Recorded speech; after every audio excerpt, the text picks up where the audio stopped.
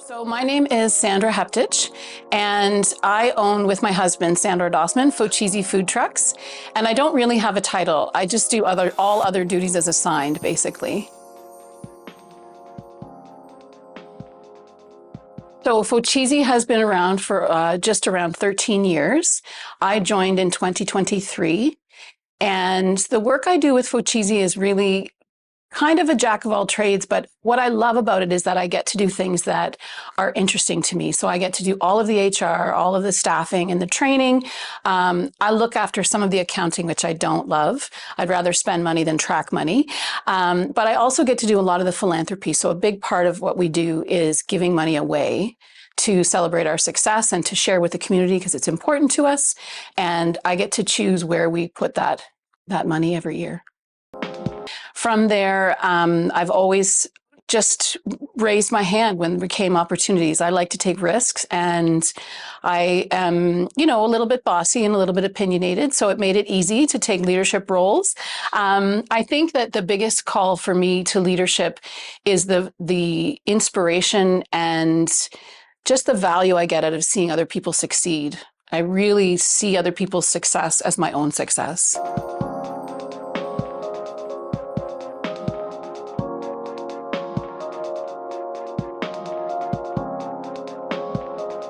This is a tough one because I don't really collect awards per se. I more look at it how my team does. So I've worked with a number of teams where we've, been nominated for CEO Awards of Excellence in the retirement space when I worked in insurance. I worked with teams who delivered beautiful websites on time or, advisors' tools that we used in the financial industry. And I think from there, I took that out to Food in a way that I wanted us to be recognized for what we were doing. So when we were so honored to be nominated for awards with the Chamber, I really put my heart and soul into that, into sharing our story and what sets us apart. And not because we wanted to, win Employer of the Year or Small Business of the Year, but more because we wanted our staff to be recognized for what they do. We really put staff first, because if we put our staff first, then our customers come first. I think for Sandor, it was a very emotional reward for him. He has put his heart and soul into Food. I was lucky to join it while the bus was already moving, if you will. But for him, he's put his heart and soul into it. He's, run cafes. He's worked Food, worked 364 days a year. He's tried and failed and all of those different things. And I think that's all part of it. But he felt a certain pride when the community recognized that Food is a leader in the space. And I think for me, it felt like a good coming home, because it was very easy for me to write about why Food was a great business because I didn't start the business. If I had to write about why Food is a great business from my own perspective, it's easy, but not about myself per se. I don't know if that makes sense, but yeah.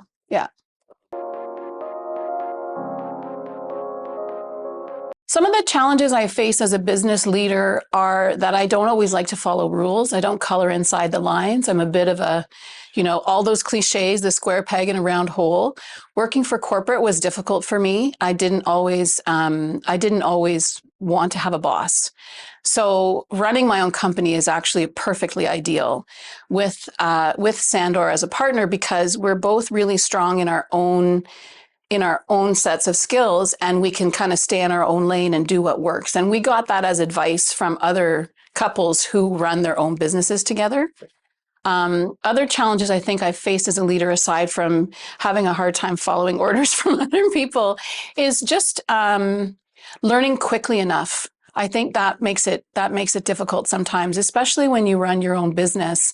You have to learn about bylaws, you have to learn about accounting, you have to learn how do you deal with difficult staff members, how do you scale and grow. So we're hoping to franchise soon. That's a whole different world for me, that we're stepping into a new space. So we've got to learn all the legal aspects of that.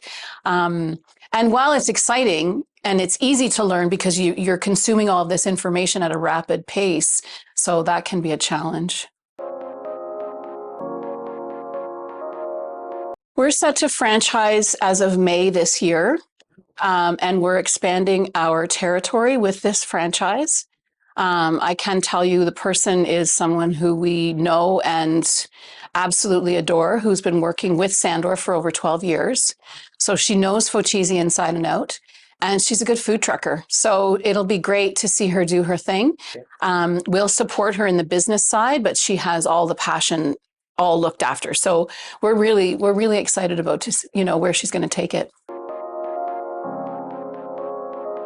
If I was going to do things differently in my career, I probably would have stopped running at the corporate wall. I really tried to be a corporate person for years and years. And I think that trying to be a corporate person for somebody with my personality and character is difficult.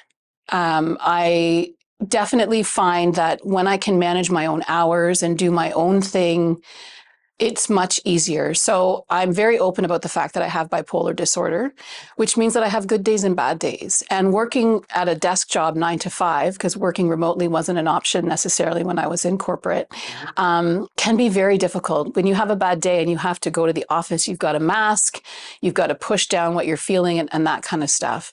Now I can have a bad day, work from home, get things done, and as soon as I'm feeling better, I can jump back into things.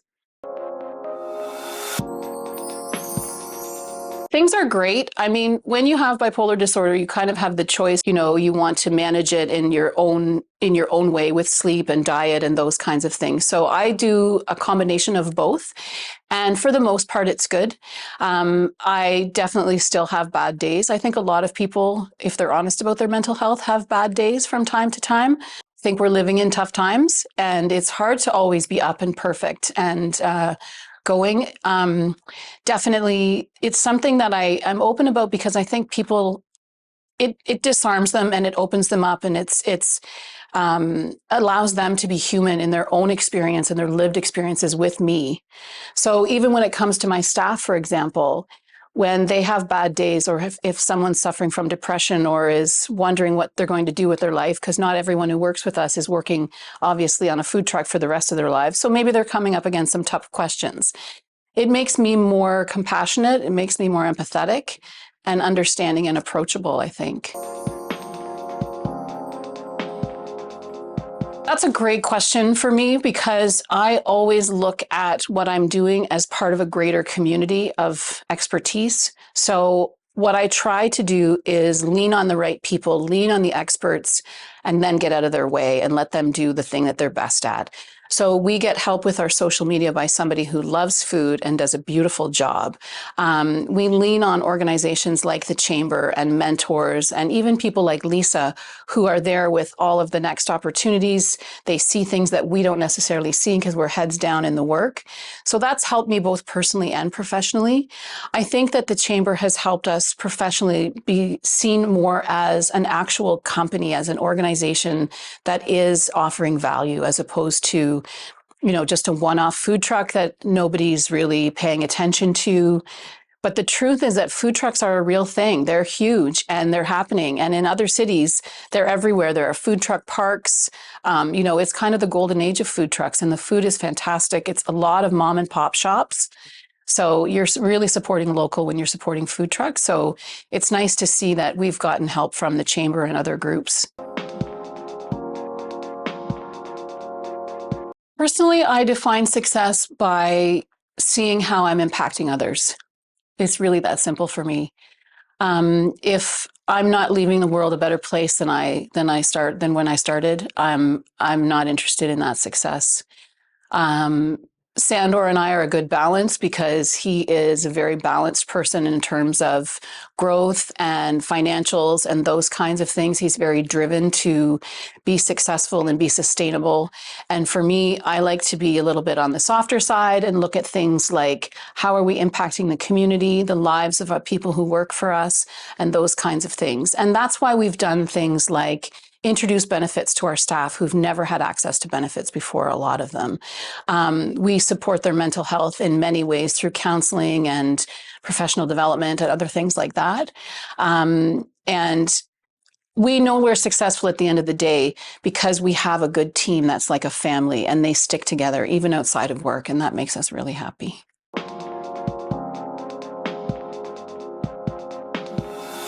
The core values that guide me as a leader are really around honesty and integrity.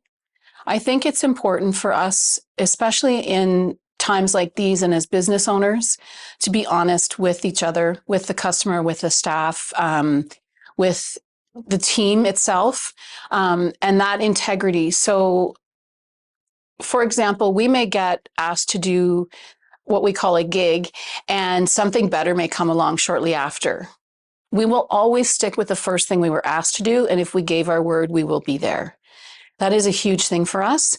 It's not always the easiest thing. It's not always the best thing in terms of our financials down the road, but our integrity ensures that if we say we're going to be somewhere and we're going to do something, we do it. And we ask the same of our staff. One interesting thing about me that I'm also very open about is that I am a breast cancer survivor. I was diagnosed when I was in university at 29 years old, which was quite devastating at the time. I was a single woman living in Halifax, and I was pretty surprised, to say the least. But it's actually been, in its own strange way, a gift, because it's taught me resilience. And it's also taught me that sometimes you don't need to learn some of the hard lessons. Life is hard enough. You don't need to get cancer to learn those lessons. But it's helped me understand other people and help them see light through their own illness. I think a lot of us are living with different things and carrying different weight. And it's probably been one of the gifts of my life in an odd way. For us, building a strong team means investing in people early and often.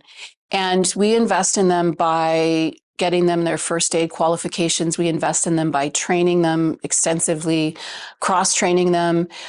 We like to see them work with us over a period of years.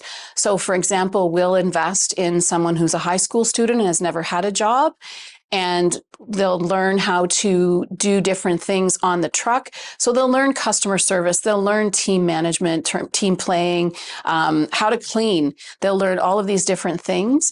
And then they'll learn first aid. They'll learn eventually how to drive the truck if they want to, those kinds of things. We've helped people financially. We've helped people on our team go off to school and come back, and supported them in their hours and that kind of stuff. Fochese actually doesn't set up shop anywhere. What we do is we operate mobile 100%. Okay. So we do a lot of corporate stuff for the winter. Okay. We do some Christmas markets at this time of year. And maybe a couple of times we'll go to a few of the food truck spots that are set aside specifically for us by the train station in Waterloo, for example, or there's one just over here on Otto Street. So that kind of thing we may set up as a very ad hoc pop-up sort of situation. But our drivers are amazing. Our staff are amazing in the way that they can drive the food truck and get through different weather situations. One of our favorite customers is in Listowel, and so sometimes we drive there in the snow with this giant food truck, which is, basically like a wind tunnel, causes like a wind tunnel on the highway. It can be quite something. We drive to different areas with the food trucks, but mostly we stay within the region.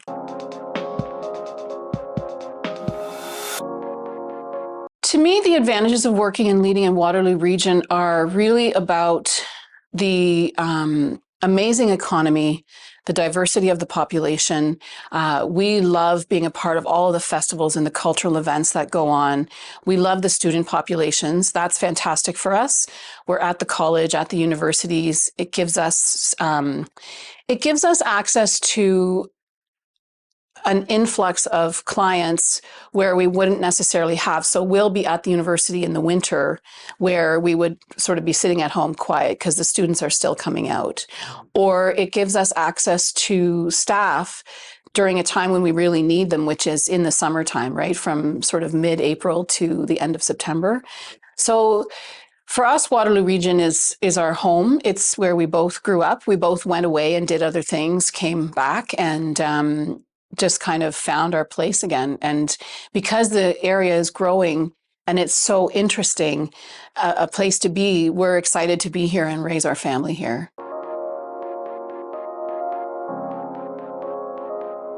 I think I'm inspired by my family in so many ways because they're probably at the crux of everything that I do. Definitely Fochese family is inspiring to me. My more intimate family and family that I've sort of created through friends and other things also inspire me.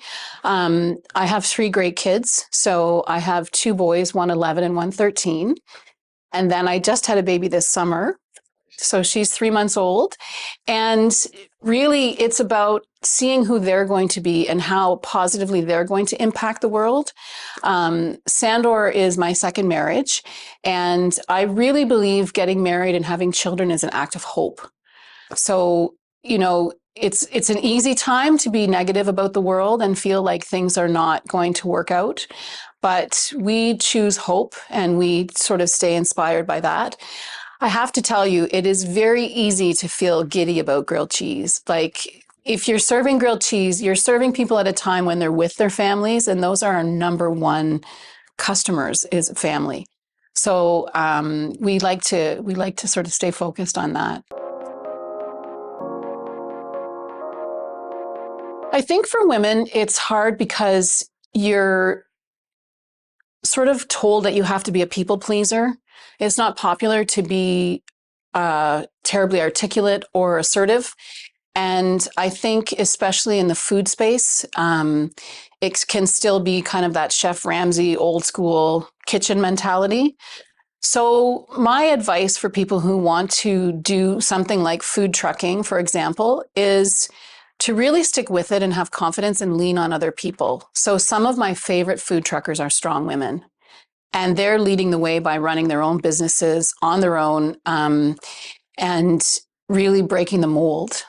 For other industries other than food trucking, my advice to women is really to stick together, to lean on each other, to use the resources on LinkedIn and in mentorship groups that are available to you. Be in spaces where it's safe to be a woman and to hear from other women what it's like. I think to have your friend group is really important. That will, your ride or dies. I think you can have those in business as well. Someone who will tell you and hold you accountable if you need to check yourself or that you need to maybe try taking another risk and it's okay. They're there if you fail. The queen fixing your crown, as it were. I think that's really important to find those people because positions of leadership can be very lonely. Positions of leadership can be a space, especially as a woman, where if you're leading diverse teams, you can make unpopular decisions and you can go home at the end of the day depleted and second guessing yourself. But if you have that crowd who will support you and say, you've done the right thing, and even when you haven't done the right thing, I see where you were coming from, try again tomorrow, it's okay. I think those things are really important to have women in your space. Our goals and aspirations for Fochese and for my career are really about seeing other people have the opportunity to work for themselves. I think that giving people a leg up by working with them to franchise, as opposed to maybe other franchises where the price of admission is so high and so difficult.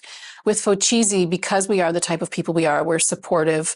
Sandor helps other food truckers all the time, whether it be somebody needs to borrow something or somebody's having a technical problem, wants to know about a festival, should they go, how their Square point of sale system could work, all of that kind of stuff. We support our whole community. So I'd like to see us do that franchise opportunity where we can help people who are small business owners really have the opportunity to get out there and not work for somebody else. Another key area that we're hoping to work on this year is to expand our geographical impact. So right now, we really are in the Kitchener-Waterloo region, some Guelph, some Cambridge, a little bit in Woodstock, but we like to further out what we're doing. And that is really, for us, spreading out on a geographic front is really about sustainability. So if it's slower sometimes in July and August, September and May and June are our busiest months. So in July and August, what we've been doing is driving out to Lake Huron, so Port Elgin, Southampton, and some of those places, and getting known there in their festivals, which are great. And with everyone sort of staying in Ontario more this summer than ever, we found that we had great success by just making a little bit of a further drive.